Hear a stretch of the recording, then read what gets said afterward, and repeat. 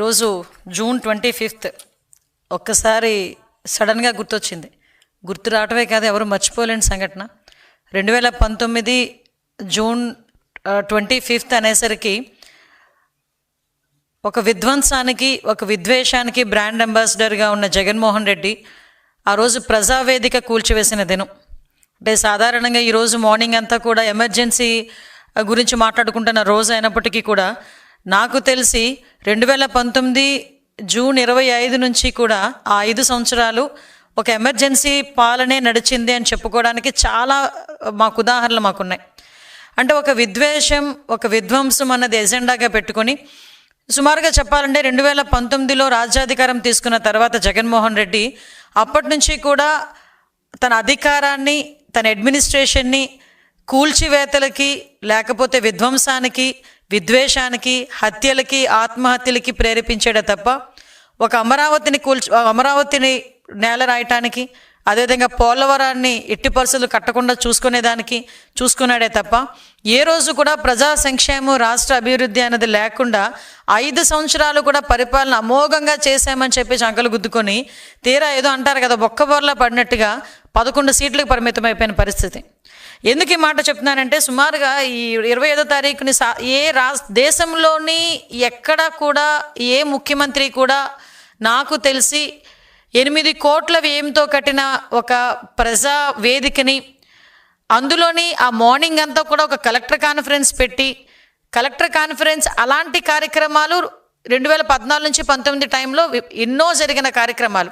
ఈయన అధికారంలోకి వచ్చిన తర్వాత కలెక్టర్ కాన్ఫరెన్స్ పెట్టి ఆ తర్వాత బయటకు వచ్చి ఒక పైశాచిక ఆనందంతో ఆ ప్రజావేదికని కూల్చి చేస్తూ ఉంటే ఒక రకమైన సైకో ఆనందాన్ని పొందిన వ్యక్తి ఎవరైనా ఉన్నారంటే ఇప్పటి పులివెందుల ఎమ్మెల్యే గారు మన జగన్మోహన్ రెడ్డి గారిని ఒక ఉదాహరణగా తీసుకోవచ్చు. ఇప్పటికీ కూడా ఆ ప్రజావేదిక శకలాలు అక్కడే ఉన్నాయి. అంటే విషయం ఏంటంటే, ఎందుకు ఈ మాట నేను పర్టికులర్గా చెప్తున్నానంటే, ఈరోజు బయటకు వచ్చి విధ్వంసాలను మళ్ళా తిరిగి రెచ్చగొట్టాలని వాళ్ళ వైసీపీ మూకలతో బయటకు వచ్చి ఒక రకమైన విధ్వంసమైన వాతావరణాన్ని, ఒక హింసా వాతావరణాన్ని ప్రేరేపించడానికి రెడీ అవుతున్నాడు. దానికి బట్టి మనం ఒకసారి ప్రీవియస్గా కూడా జగన్మోహన్ రెడ్డి తాలూకా నేచర్ మనం అర్థం చేసుకుంటే, జూన్ 25వ తారీఖు 2019లో ప్రజావేదిక కూల్చిన దగ్గర నుంచి మొదలు పెట్టుకొని 2024 మార్చ్, ఏప్రిల్ ఎలక్షన్స్ వరకు కూడా తిరిగి ఇప్పటికీ అధికారం కోల్పోయిన తర్వాత కూడా ఇప్పటికీ కూడా అటువంటి పందాలు నడుచుకునే దానికి ప్రయత్నం చేసే పరిస్థితి కూడా మీ అందరూ కూడా గుర్తుపెట్టుకోవాలి. సుమారుగా మనం చూసుకుంటే అధికారం చేతిలోకి వచ్చిన తర్వాత ఎంత దారుణం అంటే, అన్నా క్యాంటీన్లు 5 రూపాయలకి అన్నం పెట్టే అన్నా క్యాంటీన్లకి కూడా నిర్వీర్యం చేసేసి అన్నా క్యాంటీన్లన్నీ మూసేశాడు. మేము ఆ రోజు నెత్తి నోరు పెట్టుకున్నాం, అన్నా క్యాంటీన్లు అన్న పేరు కనుక నీకు నచ్చకపోతే రాజన్నా క్యాంటీన్ అని పెట్టుకోవయ్యా, అంతేగాని పేదవాడి చేతి దగ్గర కూడు మాత్రం కొట్టొద్దు అని చెప్తే ఆ రోజు కూడా ఏమీ అంటే జాలి కనికరం ఏమీ లేకుండా ఆ అన్నా క్యాంటీన్లు మూసేశాడు. అదేవిధంగా ఎక్కడైనా సిమెంట్ రోడ్లు వేసిన పరిస్థితి ఎక్కడైనా కనిపించిందా? పోలవరాన్ని తీసుకెళ్లి మూలన కూర్చోబెట్టాడు. అమరావతిని తీసుకెళ్లి 3 రాజధానుల పేరిట అమరావతిలో ఏ కట్టడం కూడా జరగకుండా అమరావతిని సాక్షాత్తు వాళ్ళే ఒక శ్మశానంతో పోల్చిన పరిస్థితిని కూడా ఈరోజు గుర్తుపెట్టుకోవచ్చు. ఇవన్నీ ఒక ఎత్తు అయితే, ఎవరైనా గట్టిగా మాట్లాడితే వాళ్ళ మీద కేసులు పెట్టడం, గట్టిగా ప్రశ్నిస్తే వాళ్ళని పిచ్చోళ్ళని చేసి రోడ్డు మీద కొట్టే పరిస్థితి, మరీ ఎక్కువగా మాట్లాడితే హత్యలు చేసే పరిస్థితి, ఇవన్నిటినీ కూడా దాటుకొని 5 సంవత్సరాల పాటు ప్రజలందరూ కూడా నానా ఇబ్బందులు పడి ఈరోజు కూటమి ప్రభుత్వం మీద నమ్మకంతో సుమారుగా 164 సీట్లు ఇచ్చి ఈరోజు మమ్మల్ని గెలిపించి ఈరోజు అతి నమ్మకాన్ని మా మీద పెట్టుకొని ఈరోజు ప్రజలు ప్రశాంతంగా జీవించే పరిస్థితి ఈరోజు కనిపిస్తూ ఉంది. మీకు ఇందకే చెప్పాలంటే, మనం ఆలోచించుకుంటే ప్రజావేదిక గురించి మనం చేసుకుంటే 1.5 గంటల పాటు కలెక్టర్ కాన్ఫరెన్స్ పెట్టాడండి. కలెక్టర్ కాన్ఫరెన్స్ కూడా ఇప్పుడు సాధారణంగా ఏదో అంటారు కదా, బలిచ్చే ముందు ఒక రకమైన పూజ చేసినట్టుగా ఆ ప్రజావేదిక కూల్చేదానికి 1.5 గంటల ముందు ఒక కలెక్టర్ కాన్ఫరెన్స్ నిర్వహించి ఎవరికి తెలియకుండా బయటకు వచ్చిన వెంటనే జేసీబీలు పెట్టి ప్రజావేదిక కూల్చాడు. అంటే మీరు అతని తాలూకా నైజం అర్థం చేసుకోవచ్చు. నేను ప్రతిసారి అతని తాలూకా నైజం అర్థం చేసుకోండి అని చెప్తూ ఉంటాను. అతని తాలూకా సైకో నైజం అర్థం చేసుకోవచ్చు. తర్వాత అమరావతి దగ్గర అసెంబ్లీలోని 3 రాజధానులు అని చెప్పాడు. అమరావతిలో ఉన్న ఏ కట్టడాన్ని కూడా ముందుకు తీసుకెళ్ళనవలేదు. అన్ని వ్యవస్థల్ని కూడా నిర్వీర్యం చేసేశాడు. ఎంత దారుణంగా నిర్వీర్యం చేశారంటే, తిరిగి మేము ఈరోజు అధికారంలోకి వచ్చిన తర్వాత వ్యవస్థలని గాడిలో పెట్టడానికి దగ్గర 4-5 నెలలు పట్టింది. ఇప్పటికీ కూడా చంద్రబాబు నాయుడు గారు విజనరీ లీడర్ కాబట్టి ఇప్పటికైనా మేము వ్యవస్థ నడిపించగలుగుతున్నాం. కానీ అతను కాకుండా ఇంకొకరు ఎవరైనా అయితే చతికిలు పడిపోయే పరిస్థితి. రాష్ట్ర ఆర్థిక వ్యవస్థను సంపూర్ణంగా అంటే ఎక్కడా కూడా అంటే ఎంత దారుణమైన పరిస్థితి అంటే ఒక చీప్ లిక్కర్ ప్రజలకు అందించి ఆ లిక్కర్ మీద కూడా 15 సంవత్సరాలకి మా రాష్ట్రంలో ఎంతమంది తాగుతారు, దీని మీద ఎంత ఆదాయం వస్తుంది కాబట్టి నాకు ఇంత అప్పు ఇవ్వండి అని 25,000 కోట్ల రూపాయలని కూడా అప్పు తీసుకొచ్చేసిన పరిస్థితి నుంచి ఈరోజు ఆర్థిక వ్యవస్థని ఈరోజు గాడిలో పెట్టడానికి నిజంగా గౌరవ చంద్రబాబు నాయుడు గారు ముఖ్యమంత్రి వర్యులు చేస్తున్న కృషి మనందరం కూడా చూస్తున్నాం. ఒకటి మాత్రం నిజమండి, కూల్చివేతలతో మొదలుపెట్టాడు, విధ్వంసం చేశాడు, విద్వేషాలు రెచ్చగొట్టాడు, హింసను ప్రేరేపించాడు, వాళ్ళ తాలూకా మంత్రులు ఎమ్మెల్యేల చేత బూతులు తిట్టించాడు, అసెంబ్లీ సాక్షిగా మా చంద్రబాబు నాయుడు గారి చేత కన్నీళ్లు పెట్టించాడు, అదేవిధంగా నారా భువనమ్మని నోటుకొచ్చినట్టు మాట్లాడించారు. ఇంకా మాలాంటి వాళ్ళం అయితే ఇంకా అది వేరే విషయం. అంటే ఒక్కొక్కసారి ఎందుకు గుర్తు తెచ్చుకోవాలంటే జగన్మోహన్ రెడ్డి ఈరోజు వచ్చి నీతి కబుర్లు చెప్తున్నాడు. అదేవిధంగా వాళ్ళ తాలూకా విధ్వంసం చేసే ఆ జనాలు కూడా వైసీపీ మూకలు కూడా బయటకు వచ్చి ఈరోజు నీతులు చెప్తున్నాయి. ఆ నీతులు చెప్పేటప్పుడు లాస్ట్ 5 సంవత్సరాలు వీళ్ళు ఏం చేశారన్న సంగతి కూడా గుర్తు చేయాలి అనే ఉద్దేశంతో బయటికి రావాలంటే పరదా ఉండాలి, బయటికి రావాలంటే చెట్లు నరికేయాలి, అతను బయటకు వచ్చాడంటే షాపులు మూసేయాలి, జగన్మోహన్ రెడ్డి బయటకు వస్తున్నాడంటే షాపులు మూసేయాలి, జగన్మోహన్ రెడ్డి ఒక మీటింగ్ పెట్టాలంటే తెలుగుదేశం పార్టీ వాళ్ళందరినీ కూడా హౌస్ అరెస్టులు చేయాలి. అదేవిధంగా అతని గురించి ఎవరైనా గట్టిగా సోషల్ మీడియాలో మాట్లాడితే వాళ్ళని తీసుకొచ్చి సిఐడి కేసులు పెట్టి ఇరికించాలి. ఆ సిఐడి కేసులు పెట్టేదానికి కూడా వయసులతో సంబంధం లేదు.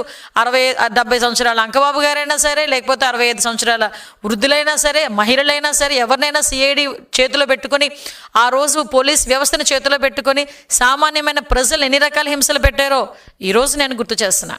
ఈరోజు వీళ్ళు బయటకు వచ్చి మాట్లాడుతున్నారు. మేము ఏమైనా ఏంటది ఏదో ఆంక్షలు విధించామా అని మాట్లాడారు. మొన్న కూడా నేను దాని గురించి ఆంక్షలు విధించారని మాట్లాడేదానికి. ఈరోజు ప్రజలు ఆంక్షలు లేకుండా ప్రశాంతంగా బతుకుతున్నారు. ఒక పరదా లేదు, ఒక చెట్లు కొట్టడం లేదు, ఒక షాపులు మూసివేత లేదు, ఒక హౌస్ అరెస్ట్ లేదు. ఆఖరికి జగన్మోహన్ రెడ్డి ఎక్కడైనా పరామర్శకి వెళ్తానన్నా కూడా, అది చనిపోయి సంవత్సరం తర్వాత కూడా పరామర్శకి వెళ్తానన్నా కూడా Z+ సెక్యూరిటీతో ఉన్న వ్యక్తికి ఎంత సెక్యూరిటీ కావాలో అంత సెక్యూరిటీని కూడా ఇచ్చే పరిస్థితి కనిపిస్తూ ఉంది. లిటరలీ చెప్పాలంటే 5 సంవత్సరాలు ప్రజలు 2019 నుంచి 24 వరకు బిక్కుమంటూ ఉన్నారు. అని ఎంత బిక్కుమని ఉన్నారో తర్వాత లాస్ట్ ఎలక్షన్ దగ్గర చేసి ఉద్యోగస్తుల దగ్గర నుంచి ప్రతి ఒక్కరు ఏ రకంగా తిరగబడ్డారో కూడా జగన్మోహన్ రెడ్డి కూడా తెలుసుకోవాలి. లక్షలాదిగా ఉద్యోగస్తులు బయటకు వచ్చి ఈరోజు వాళ్ళందరూ కూడా ధర్నా చేస్తే వాళ్ళందరి మీద కూడా ఈరోజు అప్పుడు కేసులు పెట్టిన పరిస్థితి. మా తెలుగుదేశం పార్టీ నాయకులకు కానీ, జనసేన పార్టీ నాయకులకు కానీ అందరి మీద కేసులు పెట్టిన పరిస్థితి. అందుకే ఇందాక ఉన్నాను, విధ్వంసము విద్వేషానికి బ్రాండ్ అంబాసిడర్గా ఉన్నాడు. కూల్చివేత తప్ప కట్టడం అనేది చేతకాని పరిస్థితి. అతని తాలూకా ట్యాక్స్కి భయపడిపోయి పరిశ్రమలు కూడా పరిగెట్టి పారిపోయే పరిస్థితి. అతను ఏదైనా పరిశ్రమ రావాలి అంటే ఈరోజు చంద్రబాబు నాయుడు గారు కూర్చొని ఒక పరిశ్రమ వస్తుంది అనుకుంటే, నాయన ఎంతమందికి ఉద్యోగాలకు అవకాశాలు కల్పిస్తావు, మౌలిక సదుపాయాలు ఎంత మేరకు కల్పిస్తావు అని రెండు క్వశ్చన్స్ అడుగుతారు. అదే జగన్మోహన్ రెడ్డి పరిశ్రమలు రావాలంటే అడిగిన క్వశ్చన్ ఏంటంటే, నాకు వాటా ఎంత ఇస్తావు, నాకు కమిషన్ ఎంత ఇస్తావు. ఆ రెండింటి మాటలకి దూరంగా పారిపోయిన పరిశ్రమలు ఈరోజు మళ్ళీ చంద్రబాబు నాయుడు గారిని చూసి, చంద్రబాబు నాయుడు గారి తాలూకా విజనరీని చూసి ఈరోజు ముందుకు వస్తున్నాయి. ఈరోజు 20 లక్షల ఉద్యోగాలు మేము టార్గెట్గా పెట్టుకున్నామని చెప్పి ఈరోజు 5 లక్షల పైగా ఉద్యోగాలు వచ్చే కంపెనీలు ఈరోజు ఆన్ బోర్డ్ అవుతున్నాయి. ఈరోజు పెట్టుబడులు పెట్టడానికి సిద్ధపడమే కాకుండా ఈరోజు ఆన్ బోర్డ్ అవుతున్నాయి. ఈరోజు 2047 విజనే కాకుండా 5 సంవత్సరాలకు ఒక విజన్ తయారు చేసుకొని ఒక విజనరీ లీడర్ కింద ఈరోజు రాష్ట్రాన్ని అభివృద్ధి పదంలో ముందుకు తీసుకెళ్తా ఉంటే అది ఓర్చుకోలేక మళ్ళీ తిరిగి వీళ్ళు మీటింగులు పెట్టుకొని వాళ్ళు ఏదో చాలా ఉద్దండ పెండాలి అన్నట్టుగా ఈరోజు బయటకు వచ్చి మాట్లాడుతున్నారు. నిన్న మొన్న ఎవరో కొంతమంది మాజీ మంత్రులు వచ్చి మాట్లాడారు. అసలు నిజంగా ఎక్కడైనా ఏదైనా అన్యాయం జరిగితే ఇంతకుముందు 2019 నుంచి 24 వరకు ముఖ్యమంత్రిగా ఉన్న జగన్మోహన్ రెడ్డి ఒక్కరిని కానీ ఆ రోజు ఆగస్టు 15 రోజు రమ్య అనే అమ్మాయిని నడి రోడ్డు మీద పొడి చంపేస్తే ఒక్కరోజు దాని గురించి కూడా బయటకు వచ్చి కూడా మాట్లాడలేని పరిస్థితి.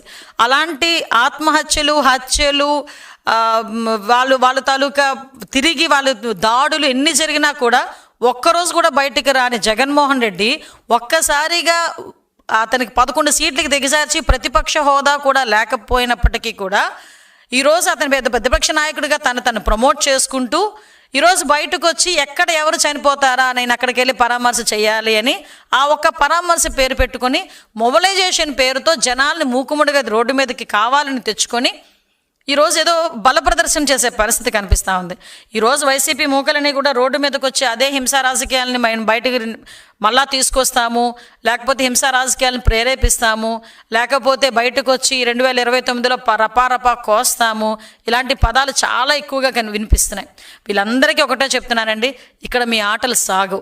ఇక్కడ ఉన్నది చంద్రబాబు నాయుడు గారు, ఎన్డీఏ కూటమి. ఎట్టి పరిస్థితుల్లోని కూడా లా అండ్ ఆర్డర్ ప్రాబ్లం వచ్చినా, జనాల్ని రెచ్చగొట్టే పరిస్థితుల్లో మీరు ఎటువంటి వ్యాఖ్యలు చేసినా, అదేవిధంగా ఆడబిడ్డల్ని అవమానకరంగా మాట్లాడినా ఎట్టి పరిస్థితుల్లోని టాలరేట్ చేసే ప్రసక్తి ఉండదు. దానికి తగ్గ మూల్యాన్ని కూడా మీరు కూడా చెల్లించుకుంటారు. దీనికి కొంచెం జాగ్రత్త పడాల్సిందిగా వైసీపీ మూకలకి చెప్తున్నాం.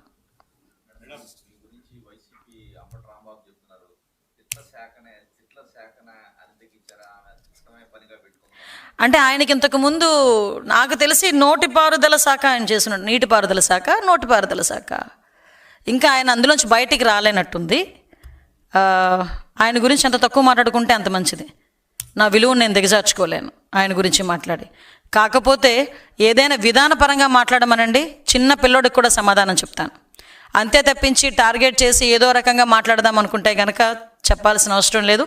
మేము ఏదైనా చెప్పాలనుకుంటే మేము ప్రజలకు చెప్పాలి. మేము ఆన్సరబుల్ ప్రజలకి. ఈరోజు ఎక్కడ ఏ అన్యాయం జరిగినా మాకన్నా ముందు స్పందించే వ్యక్తి చంద్రబాబు నాయుడు గారు. ఇంకా మా వరకు వస్తున్నాయా రావట్లేదని చూసుకునే లోపు దీని సంగతి ఏంటో చూడండి ఇమ్మీడియట్గా అని చెప్పి మాకు ఆదేశాలు ఇచ్చి ఆ వ్యక్తి దొరికేడా లేదా, ఆ అక్యూజ్డ్ దొరికేడా లేదా, అరెస్ట్ చేసామా లేదా, ఇది ఫాలోఅప్ చేసుకుంటున్న వ్యక్తి ముఖ్యమంత్రి స్థాయిలో ఇన్ని పనులున్నా కూడా లా అండ్ ఆర్డర్ విషయంలోనే కానీ, మహిళల మీద జరుగుతున్న అఘాయిత్యాల విషయంలో కానీ ఇంత అలర్ట్గా ఉన్న ముఖ్యమంత్రి నేను ఎప్పుడు కూడా చూడలే. నేనేదో ఆయన మంత్రివర్గంలో ఉన్నానని నేను చెప్పట్లే. ఒక మహిళగా లాస్ట్ 5 సంవత్సరాలు చూశాను, ఇప్పుడు కూడా చూస్తున్నాను కాబట్టి ఆ కంపారిజన్ నాకు తెలుస్తుంది. సో వీళ్ళేదో మాట్లాడుకుంటే దానికి సమాధానం చెప్పాల్సిన అవసరం మాకు లేదు.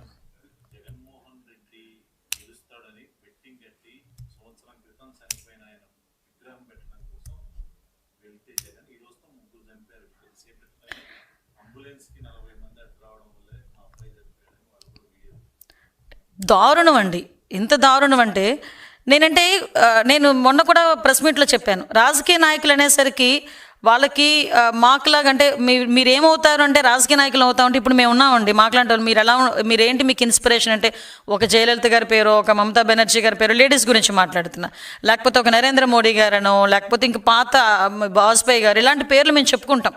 మాకు వీళ్ళు ఇన్స్పిరేషన్ అని వీళ్ళ బాటలో మేము నడుస్తామని. ఎందుకు? వాళ్ళు ఒక ఇన్స్పైర్ చేసే పొజిషన్లో ఉండేవాళ్ళు ఇంతకుముందు. ఇప్పుడు మేము ఉన్నాం. అటువంటిది మా దగ్గర నుంచి ఏ పదం వస్తుంది దాన్ని ఫాలో అవటానికి, గుడ్డిగా ఫాలో అవటానికి కొంతమంది అభిమానులు ఉంటారు. అటువంటి పొజిషన్లో మేము ఉండేటప్పుడు మా మాట, మా చేతలు, మా బాడీ లాంగ్వేజ్, మనం వెళ్ళే ప్లేసు, ఎందుకు నుంచి వెళ్తున్నామో ప్లేసు, ఇవన్నీ కూడా జనాలు పరిగణలోకి తీసుకుంటారు. ఈరోజు ఏదో ఒక మంచి పని చేసి చనిపోయిన వ్యక్తికి ఏదో విగ్రహం పెట్టారంటే అది వేరే విషయం. విగ్రహం పెట్టుకుంటారా స్వ విషయం. అతను చనిపోయి బెట్టింగ్ల ద్వారా అతను డబ్బులు కోల్పోయి ఆత్మహత్య చేసుకున్న తర్వాత సంవత్సరం తర్వాత అతనికి ఒక విగ్రహం కట్టి ఆ విగ్రహం ఓపెన్ చేయడానికి జగన్మోహన్ రెడ్డి మొబిలైజేషన్ చేసుకొని బయటికి వెళ్ళి 3 ప్రాణాలు తీసాడంటే ఏ రకంగా దీన్ని మనం ఆలోచించుకోవాలో అర్థం కావట్లే.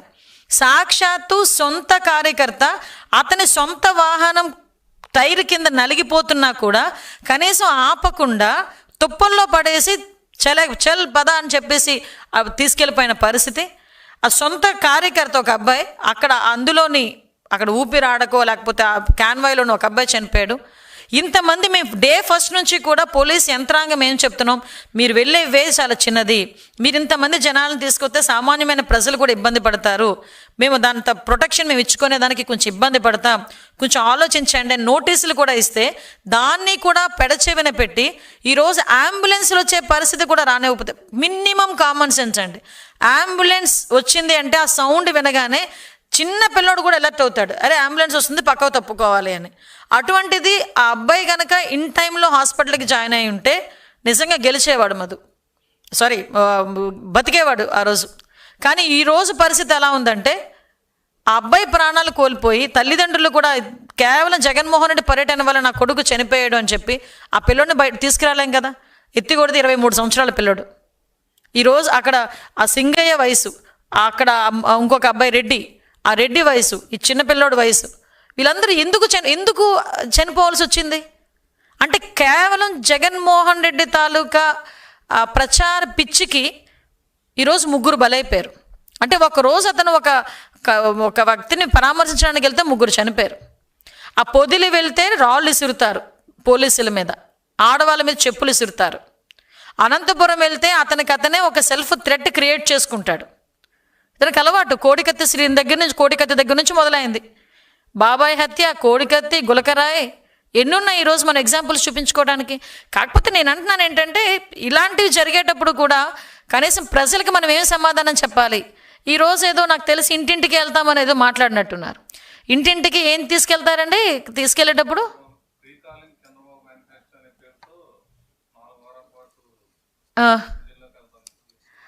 ప్రజలు కూడా చెప్తారన్నమాట, again we are calling Chandrababu Naidu garu అని, again we will call Chandrababu Naidu garu అని కూడా చెప్తారు. నేనేమంటానంటే ఈరోజు వెళ్తున్నారు, ఇంటింటికి వెళ్తున్నారు, ఏమని వెళ్తారండి? రపారపా కోస్తామని వెళ్తున్నారా?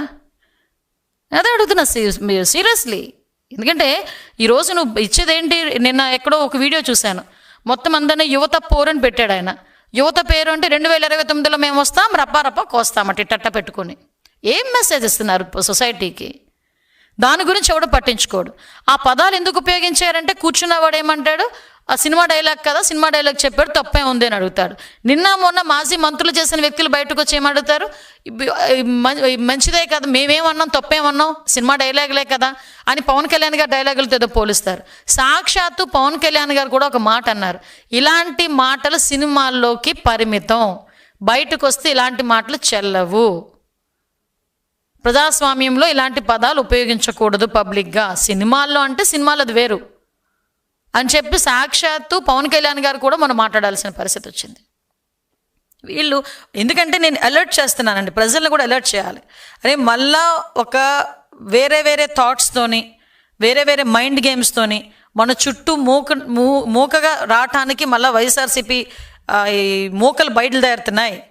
జాగ్రత్తగా ఉండండి అని చెప్పాలని, కాబట్టి మా బాధ్యతగా చెప్పాలి కాబట్టి మేము చెప్తున్నాం.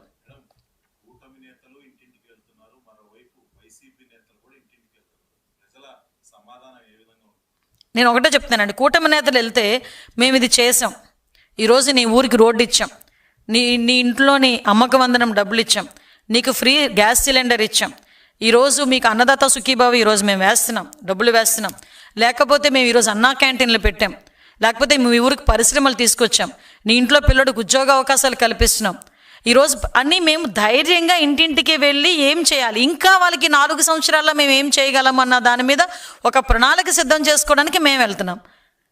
సో వీళ్ళు ఏమని చెప్పడానికి వెళ్తున్నారు అంటే మేము మళ్ళీ 2029లో వస్తాము, రపారపా కోస్తాము. ఈరోజు ఆ మాట మాట్లాడితే వాళ్ళు తిరిగి కోసేటట్టు ఉన్నారు ప్రజలు. ఈరోజు జనరల్గా ఆలోచన చేసుకోవాలి మేము, ఎందుకంటే ప్రతి విషయానికి కూడా మేము కూడా చాలా బ్యారేజ్ వేసుకొని చాలా బ్యాలెన్స్డ్గా వెళ్తున్నాం. వాళ్ళు వెళ్ళిన విధ్వంసంలోనే మేము వెళ్ళాలనుకుంటే అది మా నైజం కాదు అది. ఈరోజు ప్రజా సంక్షేమం కావాలి. ప్రజలు 5 సంవత్సరాలు నష్టపోయారు, ఇంచుమించుగా మన అభివృద్ధిలో చూసుకుంటే ఇంచుమించు 15 సంవత్సరాలు వెనక్కి వెళ్ళాము. మళ్ళీ గాడిలో పెట్టాలంటే కదా 24 hours కూడా యంత్రాంగం అంతా, ప్రభుత్వ యంత్రాంగం అంతా పనిచేయాలి. కాబట్టి మేము దాని మీద దృష్టి పెట్టుకుంటే వీళ్ళేమో ఇలాంటి పనులు చేసుకుంటూ బయటకు వచ్చి మాట్లాడి ప్రజల విద్వేషాలను రెచ్చగొట్టే పరిస్థితి కనిపిస్తూ ఉంది.